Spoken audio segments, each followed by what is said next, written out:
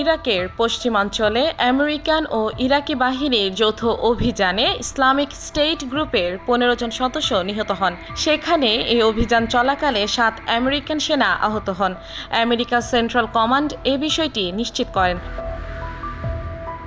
CENTCOM এক x বার্তায় বলা হয়, ইসলামিক স্টেট গ্রুপের নেতাদের লক্ষ্য করে এই অভিযান চালানো হয়।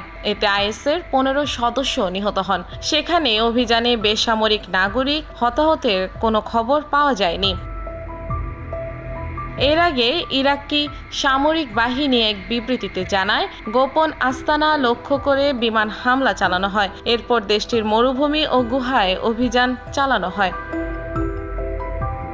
ইরাকি সামরিক বাহিনী বিবৃতিতে আরও জানান, সমস্ত আস্তানা, অস্ত্র এবং লজিস্টিক্যাল সহায়তা ধ্বংস করা হয়েছে। বিস্ফোরক বেল্ট নিরাপদে বিস্ফোরণ করা হয়েছে এবং গুরুত্বপূর্ণ নথি শনাক্তকরণ, কাগজপত্র এবং যোগাযোগ ডিভাইস জব্দ করা হয়। বর্তমানে ইরাকে প্রায় 2500 আমেরিকান সেনা রয়েছে। যদিও 2021 সালের ডিসেম্বরে আমেরিকান সামরিক বাহিনী দেশটিতে তার যুদ্ধ শেষ করার ঘোষণা দেওয়ার পর থেকে তারা সেখানে পরামর্শ ও সহায়তা দেওয়ার জন্য রয়ে গেছে। জার্মানিতে সাম্প্রতিক হামলা এবং অস্ট্রিয়ায় আইএসের সঙ্গে তাদের সম্পৃক্ততার অভিযোগে তদন্ত চলাকালীন অভিযান চালানো হয়।